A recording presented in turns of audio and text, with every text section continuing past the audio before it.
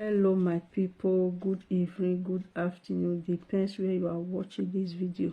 My people, this video where I want play, so now this our lawyer here, the thing where he talk about, say sometimes they always they talk am for some of my videos, say Nigeria they are in good stage except they give honor who honor due. The stage where Nigeria dey so na good one. A time will come, Nigeria go be like Haiti.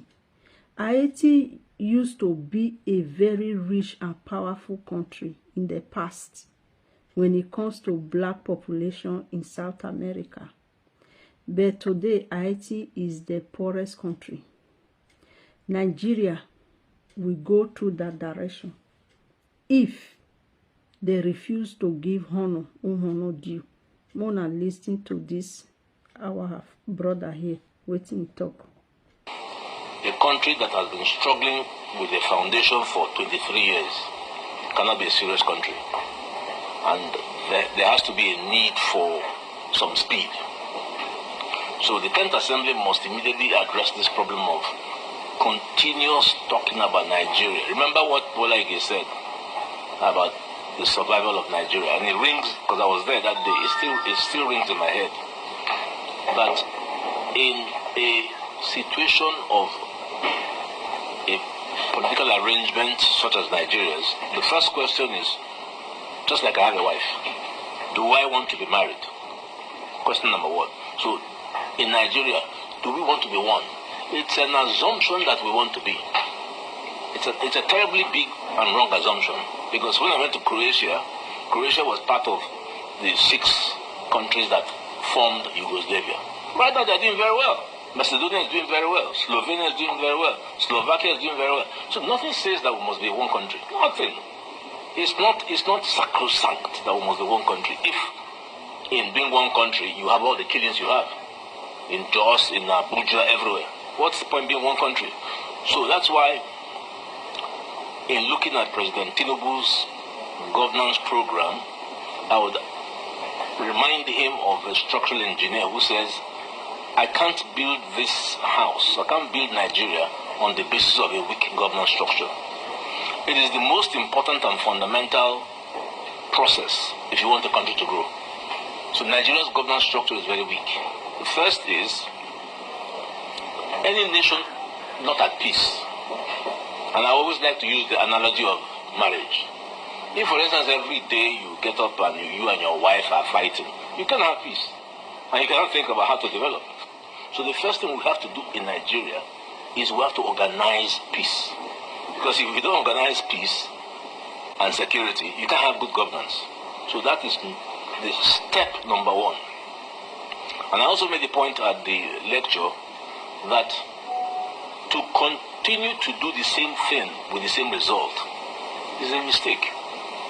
We cannot resolve our problem by military solution. It will not happen. Quote me. If we continue on this path to deploy the military, deploy resources, and I don't even know how much has been spent by the military in acquiring armaments, we can't win.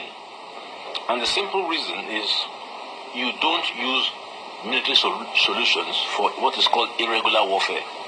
Where do you find these Boko Haram people or the bandits? So military option will not give Nigeria peace. Rather, what you need is to go back and say, before 1914, who were the owners of Nigeria? When you invite those who were owners of Nigeria, Benin Kingdom in the Guinness Book of Records has the largest man-made structure in the world. The wall they built is bigger than the Chinese wall. People don't know this. So that is an extremely old empire. And the man who sits on that throne, the Oba, controls a humongous amount of political power. Then you count the emirs, you count my own OB, yet you exclude them from the process of development is a huge error. It's a huge error. So this is what we need to do. We need to bring in all these guys. We need to bring in Ohaneze, Pandef, Arewa, Afenifere. These are the people that will shape Nigeria and give us political peace for development. So that's the first point on governance, on political governance. Then the second point on governance concerns the issue of what is the proper constitution that we need to have, because all the constitutions we've had have been imposed, right from the colonial to the military to the one that General Abdulsalam imposed, and then the one the National Assembly is now conducting, and it has taken them 23 years. I think that's a very long time for us to have a constitution that no one even believes and respects. So I looked up, I did some research, and I found Professor Nwabeze's theory on a new constitution very interesting. He says that the National Assembly may not be, and I repeated it to President Akpabio, may not be aware of the nature of their powers. So I pointed out that the National Assembly has 3 legislative powers. The first is the National Assembly sitting as the House of Assembly of the federal government. The second is the National Assembly sitting as the House of Assembly of the FCT. Then the third is the National Assembly sitting as the House of Assembly of the Federal Republic of Nigeria. It is a power they've never used. So Nwabeze suggests that they could use that to just establish a new constitution. All they need to do is to consult people. The constitution people don't understand is not as sacrosanct as it sounds, because it's an act that attaches the schedule. So Nwabeze suggests just delete the schedule, that's the current constitution, and add a new one.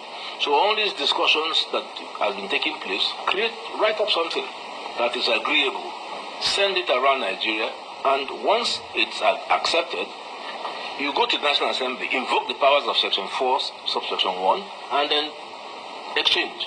This happened when the Republican Constitution was established. The Parliament removed, by deletion, the Independence Constitution, and they put the Republican Constitution in exactly 1 day. Our National Assembly has spent 23 years. Because if you don't have the foundation, you can't go anywhere. So we don't have security. Our political foundation is weak. Our constitutional foundation is weak. 2 vital instruments for development. The judiciary is, as in my 45 years, never been as low as this. Even the Supreme Court, John Okoro, castigated the appeal court for a terrible judgment where they removed virtually everybody in the plateau political system. So we can't grow if we have a weak judiciary. And therefore the only way to go is to break up this mafia in the Supreme Court. But to break it up is like saying, you know what? No woman in Nigeria shall be entitled to political office. That's what they've done to us in the judiciary. No lawyer is entitled. It's only them. They create a mafia, block us out, and appoint themselves. Incestuous relationship. So they can't be their best. So I recommended to the National Assembly to understand the difference between administration of justice. That's why judges take note and write. Versus judicial administration. In respect of judicial administration, the National Assembly can intervene. I could see President Akpabio looking a bit puzzled when I was making that point. I said, are you sure we can do this? Of course, because already there are laws. There's the Federal High Court Act, which sets out how judges should come to the court, how they should be composed. The only thing the Constitution says is you